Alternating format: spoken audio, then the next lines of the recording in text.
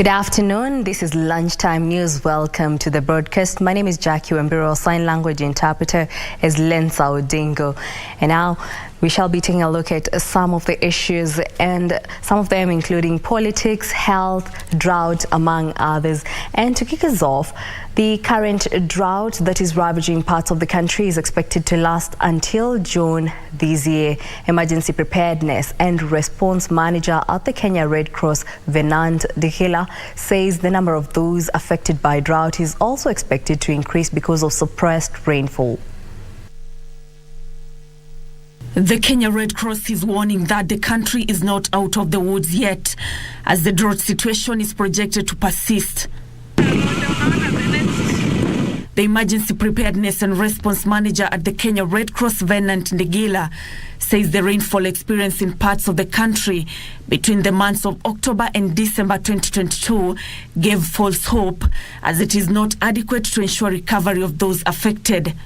Where the rains give an impression that the communities are recovering because of maybe the vegetation turning a little green at some stage.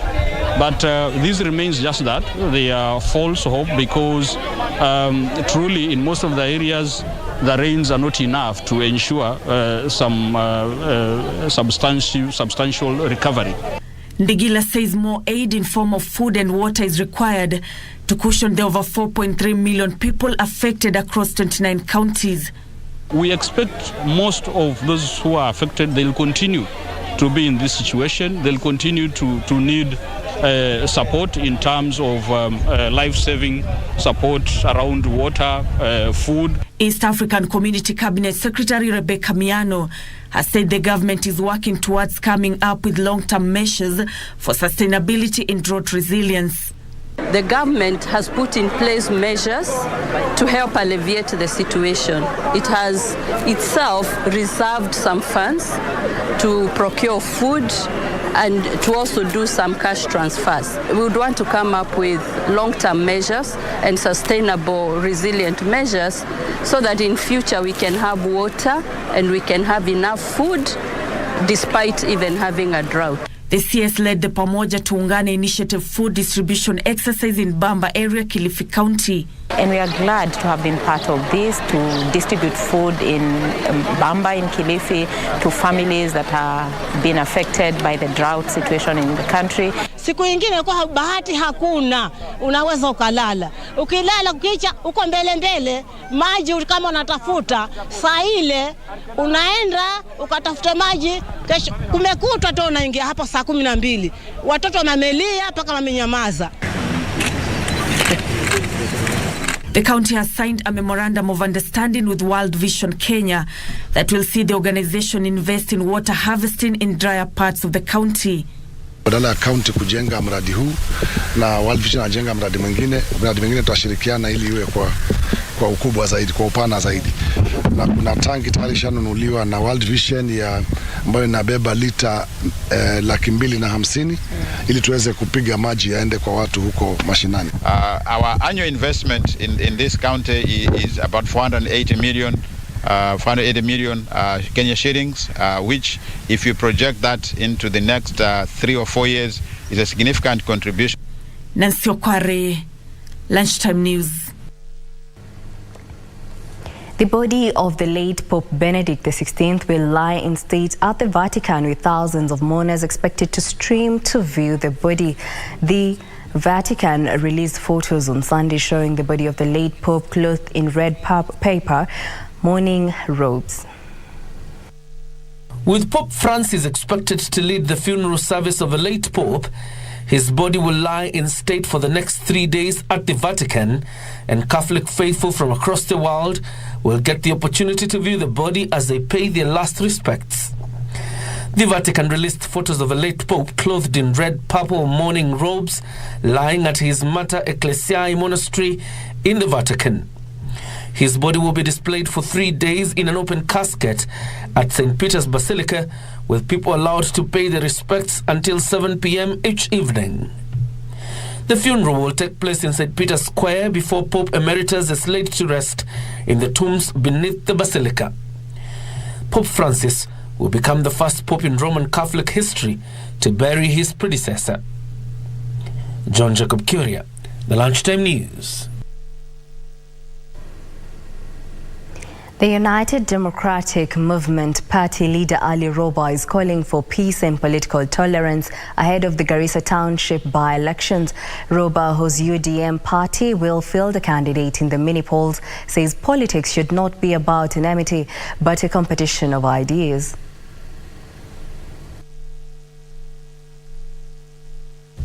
As voters in Garissa Township constituency prepare for a by-election on the 5th of January, the electorate has been challenged to maintain peace before and after the polls.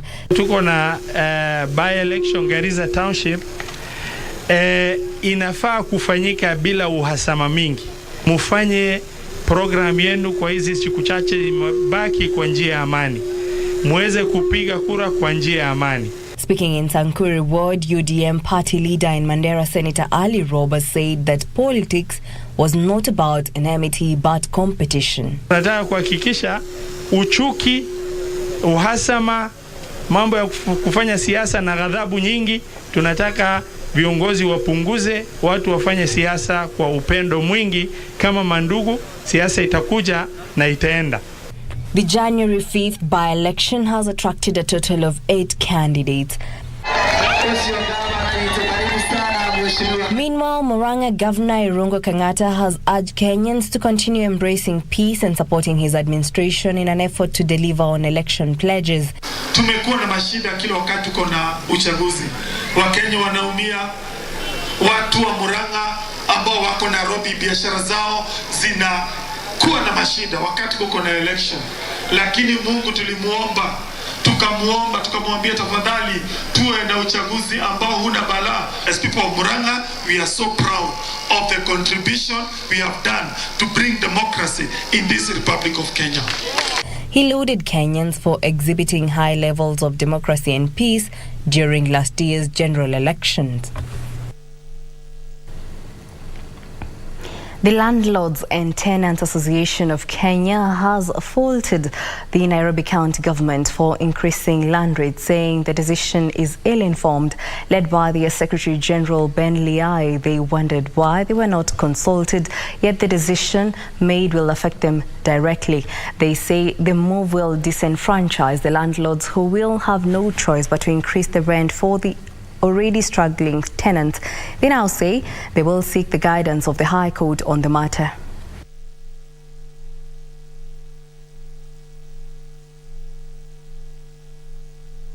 Some of the decisions that are to be made, we have to consult our members. And as an association, we are here to make sure that anything that will touch our members, whether it's a tenant or a landlord, we have to be consulted first, so that we can be able to move together instead of triggering a situation that can actually have the ramifications. When people sit and make a decision that they are going to increase rates to our landlords, it will never add up.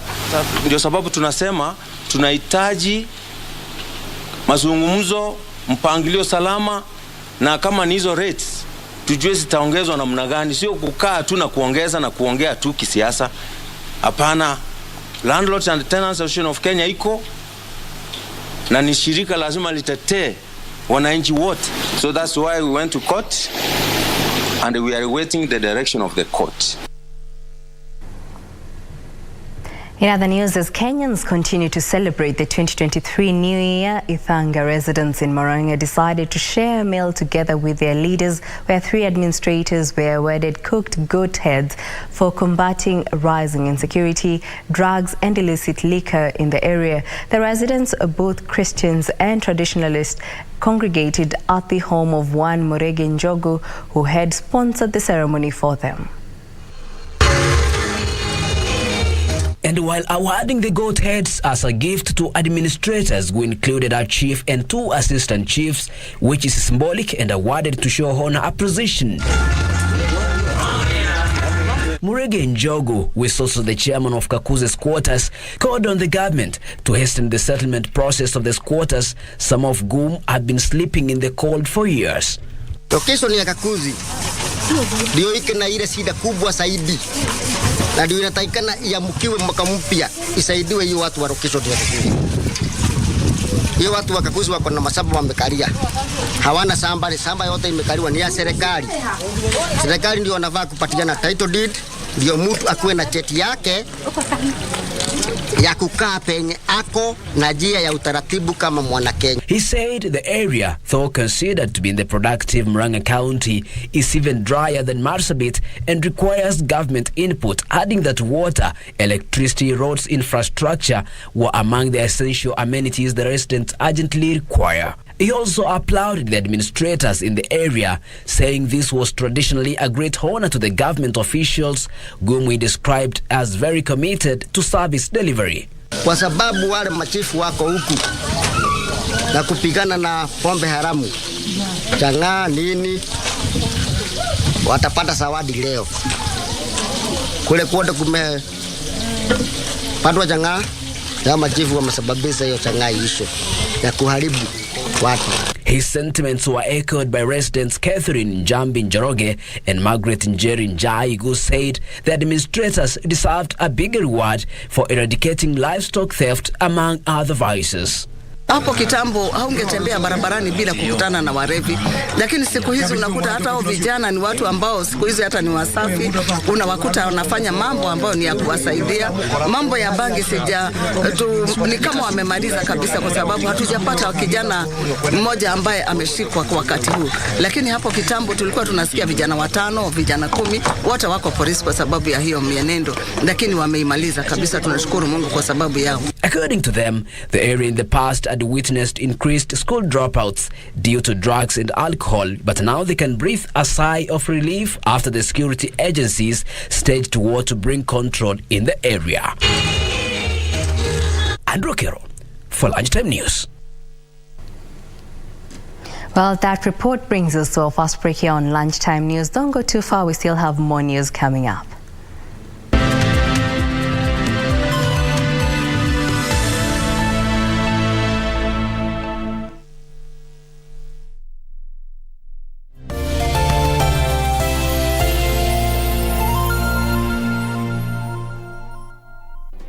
Do you have a news story to share with KBC? Get in touch swiftly on email news@kbc.co.ke or call 0723-892-654 or 0734-780-124.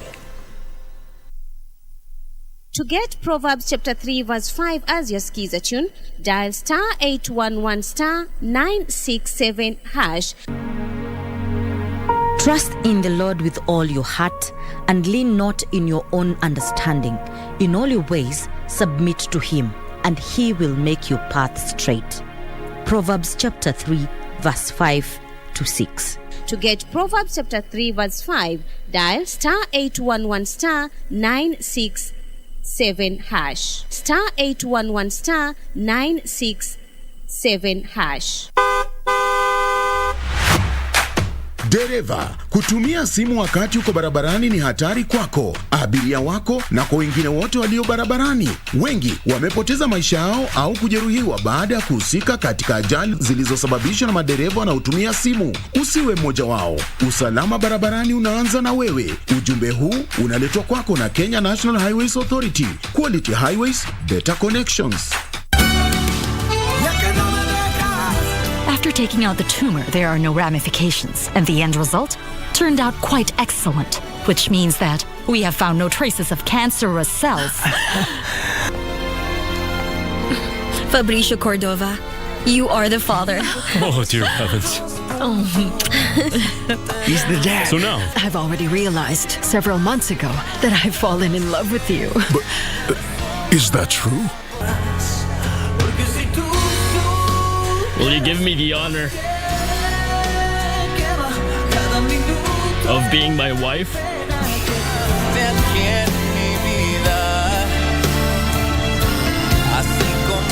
The legendary Poseidon, the mighty god of the sea, gave us the starfish as the symbol of our eternal love.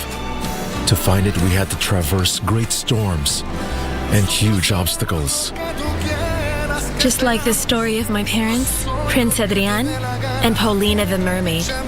But the only difference is that our love will live on this earth forever. And after we accomplish our mission, we will join them in heaven. And together we will celebrate true love that will shine over this earth like the brightest star in all of the universe.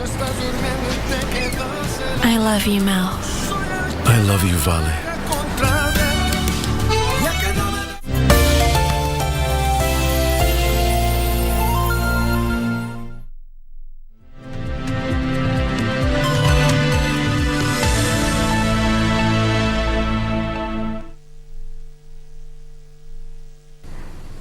Welcome back. The national and county governments have been urged to help deal with the surging number of street children in different towns in Kenya. Susan Wanjiku, a philanthropist in Nanyuki town, says the country is losing an entire generation to substance abuse, with some getting into it at a very young age. Speaking after hosting hundreds of vulnerable families in Nanyuki town, Wanjiku called on parents to take their parenting role seriously. Beneficiaries recounted how they have grown under the care of the philanthropist, with some now being responsible family men and women.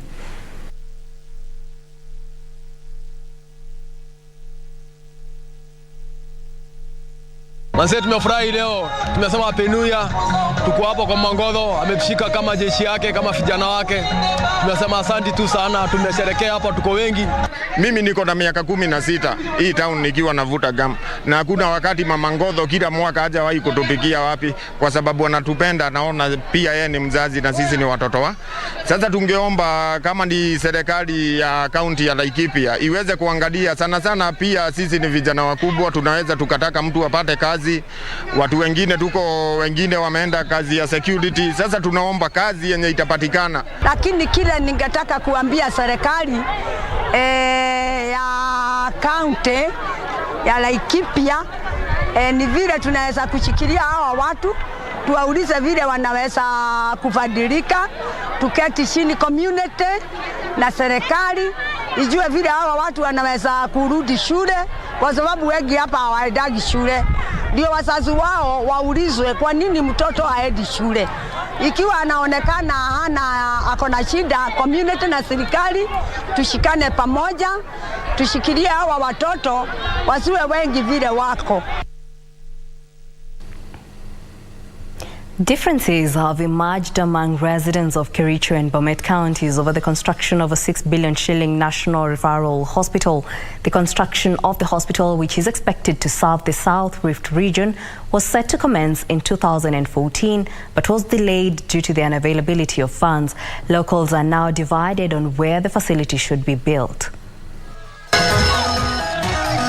The county government of Kericho, under the leadership of Governor Paul Chepkwony, donated 100-acre land for the project at Londiani after it was endorsed in a public participation exercise which was conducted at Kericho Teachers Training College.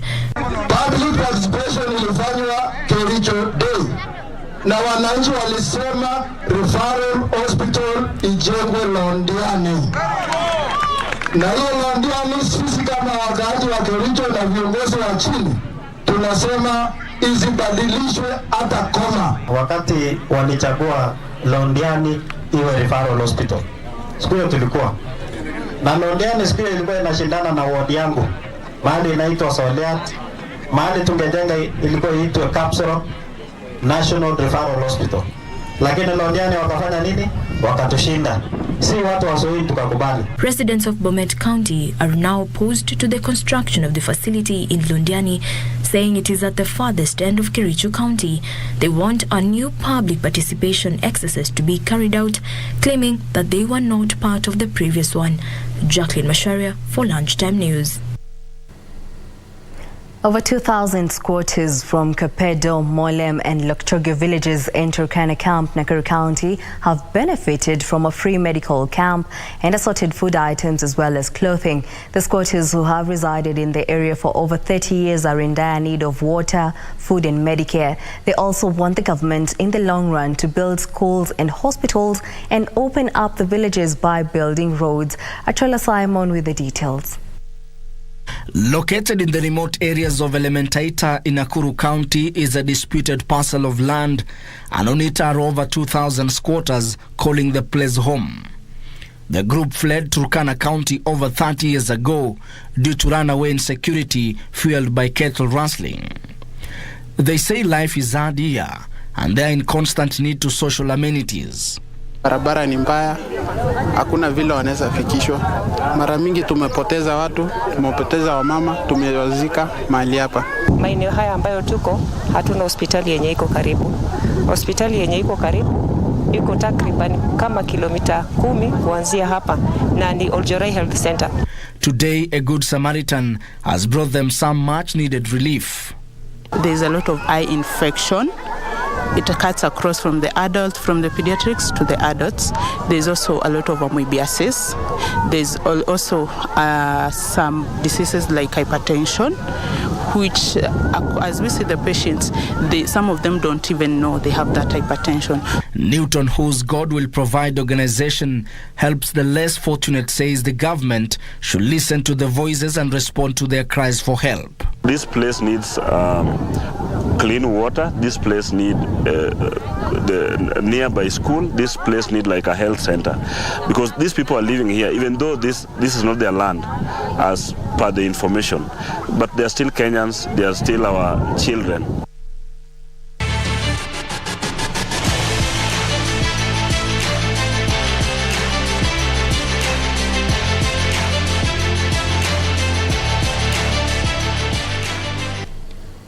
And on news making headlines in the sports world, AFC Leopards junior team was crowned bottom-up friendly match champion after a hard-fought 2-1 win over Isambo Elite at Lonyofu grounds in Budalangi, Busia County. The match marked the climax of Isambo Beach Festival. Speaking while presenting the winners' trophy, Sports Cabinet Secretary Ababu Namwamba urged coaches from elite clubs to nurture talents from the grassroots.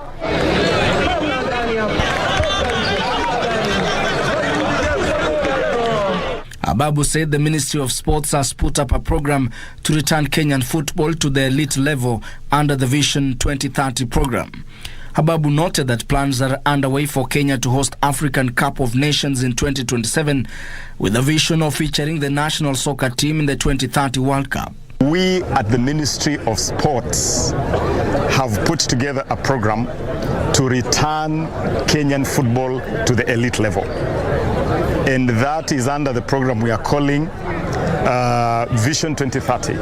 Vision 2030 is about taking Harambee Stars to the World Cup in the year 2030. We want to see our national soccer team play at the World Cup in 2030.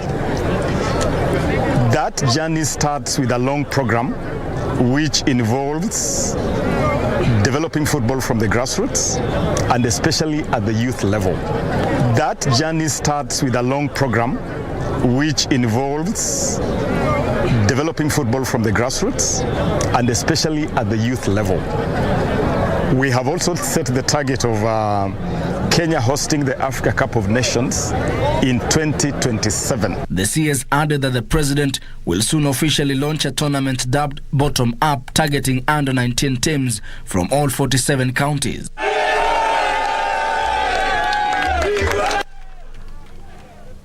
The final series of the homologated beach volleyball tour will be held next month in Mombasa. Kenya Beach Volleyball Commission Chairman Moses Mbuthia says they are targeting over 20 teams in the final series of the season.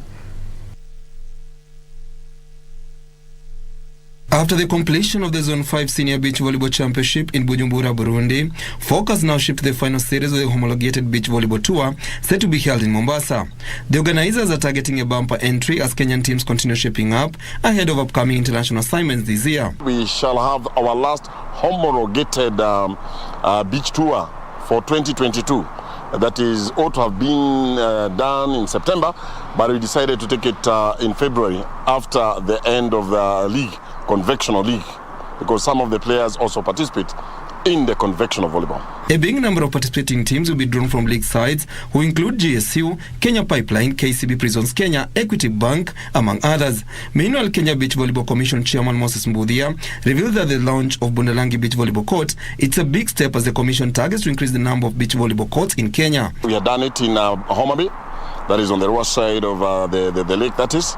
But now we decided to go the upper zone near Port Victoria. And that's why I've told you it's called Chase Bay, where we have a very nice beach there. We did launch it. Elsewhere, it's all systems go ahead of the Women's National League playoffs set to serve off on 13th to 15th January at the Nyayo National Stadium. Teams are all, I don't want to call them giants, but they have what it takes. Anybody can take the trophy, can lift up the trophy. And my guess is as good as yours. There are times when one is partisan, but these are our four major teams. High-flying Kenya Pipeline, reigning African champions KCB, DCI and defending champions Prisons Kenya will battle for the league title. Host Nottingham Forest came from behind to force a 1-1 draw in an entertaining English Premier League match played at City Ground. Meanwhile, manager Unai Emery praised his Aston Villa team after they increased pressure on Tottenham boss Antonio Conte with a fantastic 2-0 win.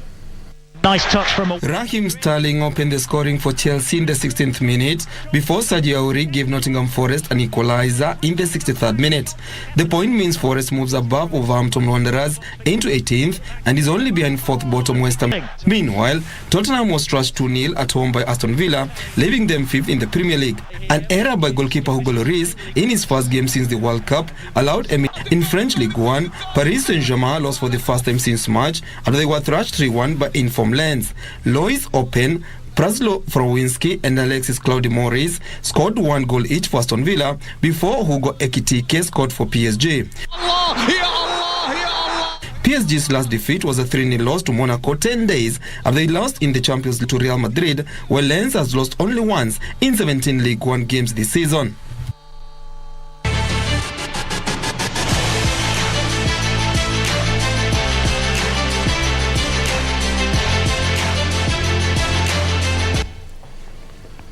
Well, that brings us to the end of our bulletin this afternoon. Thank you for choosing Lunchtime News. For more news, check out our website at kbc.co.ke. My name is Jacky Wambiru. Our sign language interpreter is Lensa Odingo. Enjoy the rest of the day.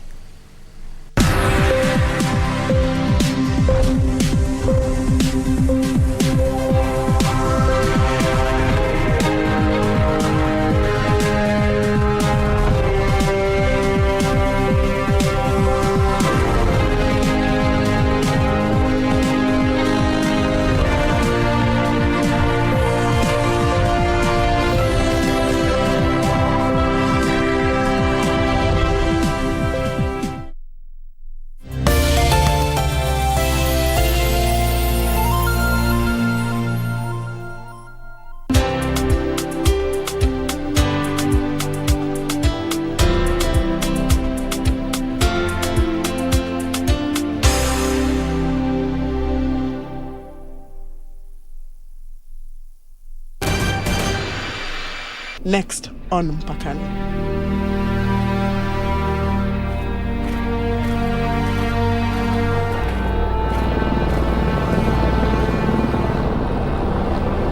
Kama si afande ingekuwa ni mimi narudi home kwa casket. Bro. Tulia. Mbona hukuniambia? Farah. Mam, mbona hukuniambia? Mimi ukinisaidia vile unataka, mimi nitakujenga. There are rumors that you have another family. Well, this is my family and I think it's one. Senior Sergeant Farah, you're in charge of the team.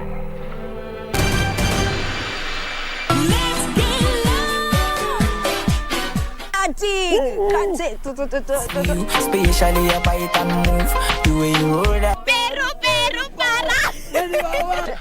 This is the energy, man. Happy 2023, man. Yes. This is the energy right here on the greatest Tamaniaje. To all the ones we love them yet.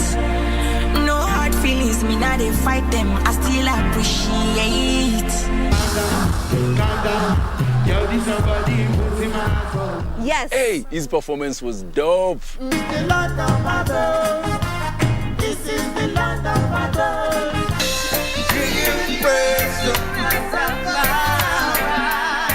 want to come take a walk with me?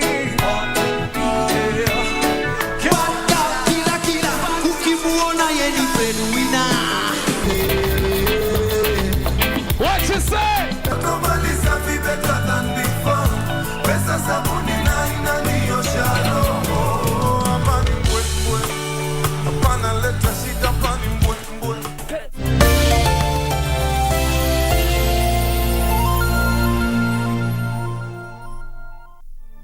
Asia is a melting pot of cultures and cuisines. Amazing flavors and exotic ingredients go hand in hand.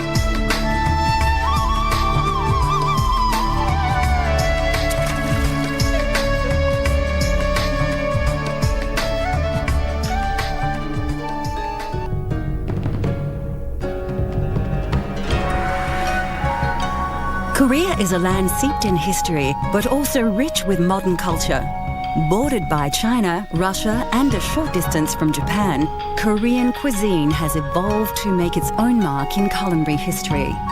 A lot of people asking me the food is what's Korean food? Okay, a lot of people know about the barbecue, and Korean barbecue is and bibimbap and all those things. But there are so many style of dishes there, which is garlic, ginger, and chili powder, and obviously a lot of different herbs and mountain fresh vegetables.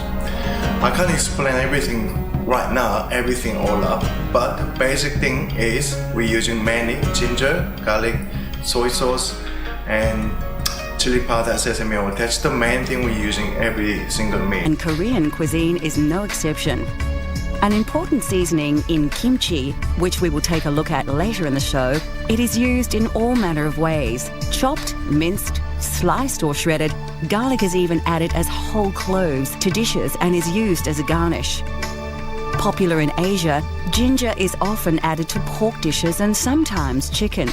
Like garlic, it is added in various ways and even juiced to add as a seasoning. The spicy bite of Korean cooking is thanks to the pepper or chili, used in 3 distinct ways as a Korean pancake is easy to make and always very popular. It can be cooked as a main meal or side dish, and you can use whatever vegetables you have at hand. It is a very traditional dish, and many Koreans have very fond childhood memories of eating Korean pancakes. My mom's restaurant was making a soup, which is like a black pudding soup in Korea. But next door is a drinking shop with a pancake and nibble things. And that pancake lady always call my name in the episode. And she put some pork in there, and then with oil and all the chives in there. That smells always remind me her the taste of the food.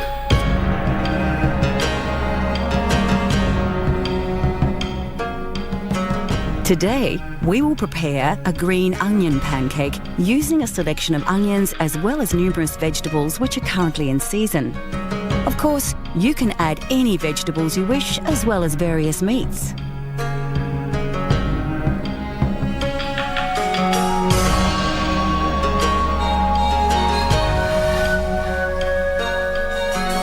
You will also need a few ingredients in order to make the dough.